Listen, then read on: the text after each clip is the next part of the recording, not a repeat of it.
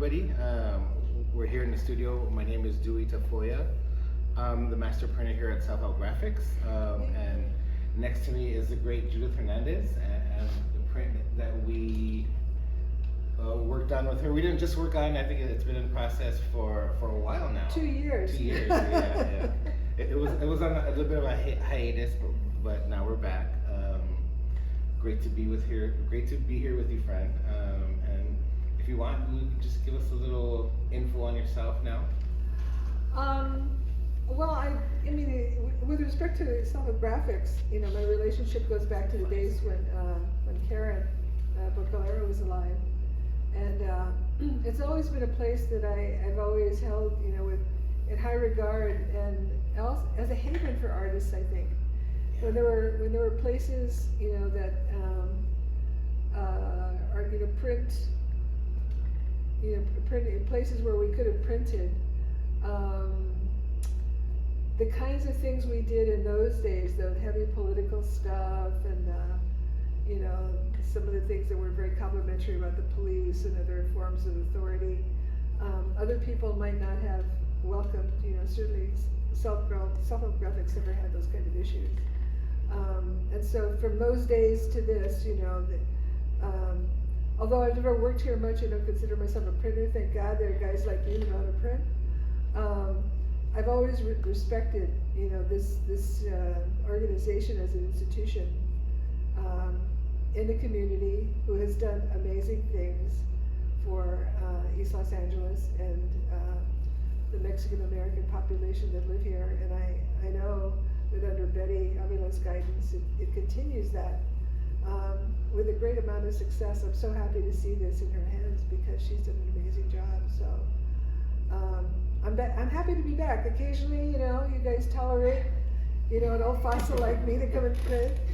And I mean, it's really fun. I mean, from the days that you know, when we used to do like hand cut, you know, when Ruby lived and stuff like that. That was so much fun. And now, I may be an old fossil, but I learned how to use Photoshop, so I could do digital stuff and, you know, have that, you know, become a print, which is really a wonderful experience for me, because otherwise I don't think I have the dexterity or the you know, getting some arthritis in my hands to do, you know, hand cut, you know, things anymore. So. And we were just talking about that because I think this print, the separations are created digitally. Yeah. So that was one of my questions, like, oh my God, you're working digitally, and that's something that I'm still trying to learn. So it's really great to know that folks are doing it, and it's not something that is hard for people to do. It isn't. I mean, I you know, I'm no expert, but I've learned enough about you know, working in a software like Photoshop to do things that are at least good enough, you know, to take, you know, to photograph and use, you know, as one of the layers in a silk screen. I mean, I still like that hard edge look. Yeah. I know people are doing all kinds of, you know, amazing things, and I remember seeing some of the first silk screens that Richard Juarez, multiple modern multiples did of Carlos's very complex paintings. They had some young woman who was like this master color separator, and I mean, she had like 60 some odd different colors that she would have to separate on his, you know, work. And I thought, geez, you know, that's an amazing skill. But I know for my work in particular, and especially for the work that is somewhat political, I like that old, you know, that OG kind of in your face, you know, political poster that's very clear, very crisp. You know, the message is, you know, unmistakable. It's right there in your face. Yeah. So I like that too. I like that too. I still work with a lot like that. That's why I asked the question about digital work, because I think for me, just kind of going through that transition from doing stuff by hand to trying to work digitally has been tough for me. So it's great to see folks who are doing it when you think that, you know, they can only do things by hand. Yeah, that's true. That's true. You know, the other thing I like about Self Help Graphics is the And I mean, I don't know, Richard Duardo's outfit always seemed to be male centric. Self-help has always had a lot of involvement and energy for women artists, which I have always appreciated. Yeah, I mean, it was started off by Sister Karen, so I Exactly. think that's the strong presence behind that. And Exactly. actually now I'm the only male on staff, so. No, Victor's here. Oh yeah, Victor's here. Victor's officer. That's So, right. yeah. You guys are outnumbered. Which is fine by me. It's totally great. It is. Yeah. It's a good thing to see all these young women here. Bunch of badass women working at Several Graphics. Absolutely. I think, yeah, and you're right. I've been working with the org for a good 20 years, and I've seen lots of the different changes, and just seeing it now, and seeing the engagement that the youth have and that folks have here, it's really great to come to work and be like, oh, wow, you know, this place is surviving, but also striving and alive, like really alive. So Absolutely. I think that's great. And you know, what I find remarkable is that as this neighborhood, it on its own, it would evolve in such a great way, but it's had to fight off so many other entities who would like to do something else with this real estate. It's nice to see that, you know, self-help has held its ground. Oh yeah. And you're right, it has survived and it has thrived because it hasn't abandoned its original mission, which is a wonderful thing. Yeah, it's had lots of ups and downs, and it's great to see that, yeah, it's still around. It's a place where I came to South Up, I was an artist. It was a place where I learned how to print, where I learned how to be comfortable as an artist. Oh, I didn't know that. I was an English major, and I was like, hey, Oh my let me go volunteer there and see what's happening. I did not know that. Yeah, Oh my goodness. definitely. And just definitely to learn about the history of Self-Help, as well as other print, like Mexicano Art Center and Exactly. the Juarez place in Highland Park. You know, it all kind of comes together, and I'm glad that you know they're still around. And it's this unbroken chain of a tremendous history that began in Mexico for printing, and the use of printing not only for, you know, the obvious things like, you know, books and other kinds of publications, but you know, to use it as a political, you know, means of communicating to masses. And so there is this wonderful relationship between, you know, printers in Mexico, printers throughout the Southwest, who are you know, Mexican American and Chicano printers, and you know, you guys continue this wonderful history. Yeah, it's so great to, when I talk to people from like Texas or from the Midwest or even from Latin America, they all know about Self-Help Graphics, where I'm like, man, there's people in my city that don't know about Self-Help Graphics. That's right. But yet, I think printers and printmakers all know about print places wherever they're at. So it's That's something true. that's really That's true. exciting. Yeah, when I go to like other places, they're like, oh, Self-Help Graphics. But you Like, oh my know God. who the print atelier that's the most fun to be with? I don't know if you've ever printed with them, but they are the just most fun guys is the RCAF. Oh man, The Royal Chicano Air Force. I've never had a chance to print with them. One of them just passed away recently. I know. Yeah, they're a great bunch of guys. Yeah, I talked to Malakias, so he's still alive. Yeah, he's still alive. And Yeah.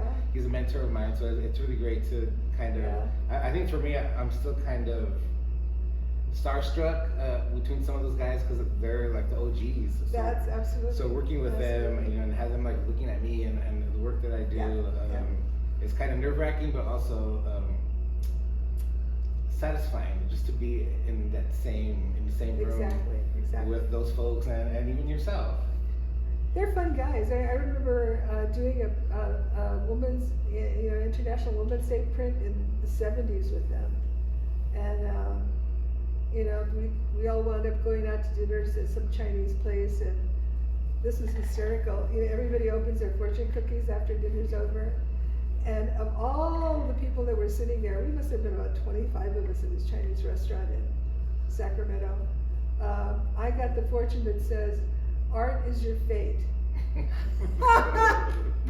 they're all like, what? Why did you get that?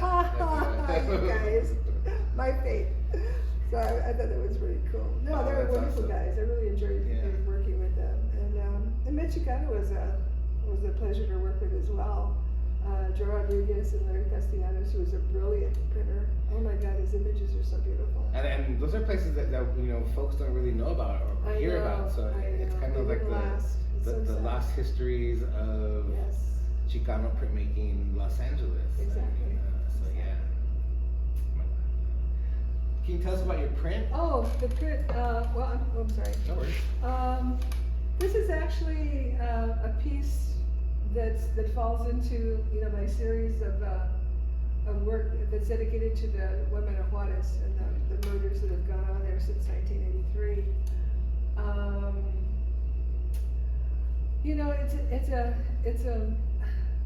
It's a terrible thing to have to work on sometimes, because I try to walk a line of not being exploitive. Yeah. And also, trying to keep this topic alive and in people's minds, that this has never ended. There have been 6 different presidents of Mexico in the time that these murders have happened, and there have been no serious prosecutions of anyone. And I think, without, talking, telling tales out of school, everyone knows who is doing it. Yeah. And everyone knows who's enabling these guys to get away with what they do. So until that changes, I will continue to try and keep,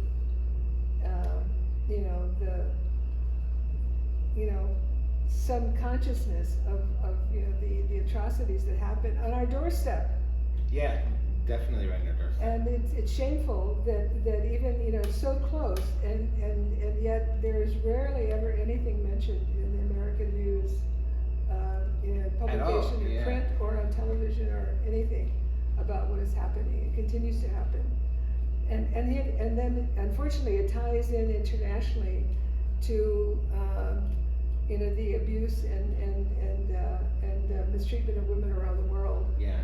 I've been contacted by feminists as far away as India, which absolutely is staggering that women everywhere deal with this, and to my my great honor, they see a connection, a sisterhood sort of connection, with the work that I do and what happens in their country. So it's something I'll probably be doing for the rest of my life. I don't see the opposite, the oppression or abuse of women ending anytime soon in some societies. So unfortunately. Yeah, unfortunately, it still goes on, especially with Native women now. The MMIWs. Absolutely. Is really important. And yeah, you're right. It's really tough to kind of work on subject matter that it is difficult to talk about and not to try to stay in that area where you're not glorifying something and you're not appropriating something and you're not diminishing the importance of it. And I think that's the tough thing about protest art, right? It is, Yeah. it is, yeah. You don't want to turn people off, so, I mean, there's a ground you have to find that will draw people to the image. They want to look at it, and then hold them there long enough to see the message. Yeah. So, yeah, it's a challenge, but, I think I owe that to, I come from a long line of strong women who have never, ever let anything stand in the way of them expressing their opinion. My mother was 4'11", but oh my gosh, she could blow you away. She was a hardcore political person. She was always out there campaigning for people and being involved in the community. And I think that women need to take that power. And I hope that if nothing else, that these images empower women. That, Definitely. if it's just my voice, but I'm telling you guys, it shouldn't be just my voice. We all have power, we just have to assert it. Definitely, like collective voices are strength and power. Absolutely, absolutely. What do you have going on in the future? What have I going on in the future? I know you have lots of stuff going on. I know. It's funny, you know, I was 74 years old in March. I mean, I find that remarkable to say that of oneself. I mean, when I was your age or, you know, or younger than you, I mean, the idea of being, you know, older than maybe 50 was, oh my God, you know. But, you know, thank goodness, you know, I've managed to, you know, to make it to this stage in life, and I'm still, you know, maybe I suffer from terminal immaturity or something, but I still feel like I'm the kid at the party. I go to some of these gatherings, you know, with other artists who are from my generation, and I feel like the teenager who's crashed the party. I don't really belong there because these people are so old. I think that, I mean, my daughter's generation, my daughter's only 30, I really identify with these, especially these young women, because they're very you know, assertive, and they're very smart, and they're the kind of women that I was hoping to see in the future, you know, take, you know, leadership roles and do the kinds of things that, you know, my generation you know, first fought for. And it's taken a while, but we finally seen a generation of young women, among women of color, who are actually doing that. So that's very satisfying. Professionally, I'll never stop working. That's the upside of being an artist. You never have to retire. Yeah. And so, you know, people, you know, are finally, you know, after 50 years of doing this as a professional artist, you know, it's funny, it started with Judithe Hernandez a couple of years ago. You know, she had been painting anonymously for, you know, 60 years, and they discovered her in her 90s. And I think it's funny, you know, there are some of us, of Latinas who are been buried in the consciousness of mainstream art in America, and they're just beginning to find us. So, you know, the idea that my work, you know, has been acquired by some really amazing institutions like the Museum of Modern Art, the Smithsonian, that's something I ever could have, you know, expected or dreamed, you know, about ever having happened to me, but it has. And so I still feel a certain responsibility, you know, to keep working and to keep doing, you know. And we want you to keep working. Absolutely. I mean, unless my hands fall off, I mean, it's not going to happen anytime soon. And I enjoy working. I mean, I have some health issues, but the moment I get in front of, you know, the easel and I start working, all that stuff fades away. So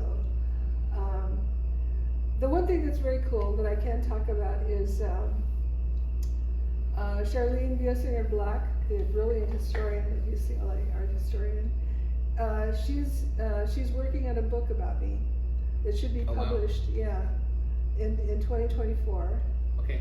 Which will hopefully, we're trying to get it to coincide with a major retrospective. And I hope I'm not giving, you know, a secret away here, but at the Cheech. Okay. The curator approached me not too long ago and said, you know, I'm beginning to plan out my future activities, and I definitely, you know, would like to do a major retrospective of your work. You know, would you be interested? And I said, oh my God, would I be interested? Of course I'd be interested. So I'll be working on that, and outside of that, you know, I take things as they come up. I have plenty to entertain myself. I mean, I never run out of ideas. So. Oh, that's great. I know, it's remarkable. I think, you know, I'm very kid-like in that way. I just never, I wake up in the morning and I have new things rolling around in my head. So. And I think that's the best. Is keeping that inner child in your head. Absolutely. Yeah, because that's where all the ideas live, in that inner child. I feel like I'm the same way. I always feel like I'm that kid in the room, and even if it's my peers, I'm like, oh man, these people look old, but they're my same age. That's what I say. I know so many of my generation have given up. You know, they don't even know how to use, you know, their telephone. Yeah. They don't know how to use email. They definitely don't know how to use, you know, Photoshop. I mean, they won't try to. And I think that's when your brain dies. You know, it's like any other muscle in your body. If you don't use it. Yeah, because even my generation, I'm 52. Really? 51. Well, I have friends who are like, oh, I can't do that, or I cannot, and for me, it's like, man, like, at least try it. Like, don't give up on it. Exactly. Because once you give up, you're giving up on lots of things, Exactly. and just having these conversations with them about ideas, and I feel like they've run out of ideas, or they run out of imagination. Or they hang on to, you know, the old things, you know, because they're comfortable and they're, you know, they just, yeah, they don't want to make the effort to learn something new that might. And sometimes you have Change. to embrace change, and change is scary, and Change is scary. it's different, but if you don't go with the flow, as they say, then you're gonna get left behind, right? You're gonna. You know, one last personal story. When Ariel and I came back from Chicago in 2011, we drove across the country. Her father and I had just gotten divorced. We had no money, and I was 63 years old. And I thought, you know, if we don't do this, if I don't have enough faith in what I can do and take care of she was a teenager, you know, take care of my daughter, I'm gonna roll the dice here. I think I can do this. I can come back to Los Angeles and, you know, be where my real audience has always been. It's tough in the Midwest because there are not many Latinos there. So, you know, this leap of faith, because I refuse to be, you know, I refuse to fail, you know, we came back. And in the last 10 years, we both have, you know, enjoyed probably, you know, the best risk I ever took for both of us. I know, we're so happy you came back. I know, me too. So yeah, it's been a wonderful, it's been wonderful to be back again, and I hope that I can continue, you know, you know, prior to, you know, to leaving Chicago in the 80s, to come back and, you know, be part of this world again, and to hope to add, you know, to the history and the legacy of, you know, Chicano art, and your own legacy as well. You know, maybe. Well, thank you so much, and let's remind everybody that the South Hub Graphics annual print fair is going to be happening in June 25th. So that's when the print will be released, and you can purchase one or two or three, buy one for your friends.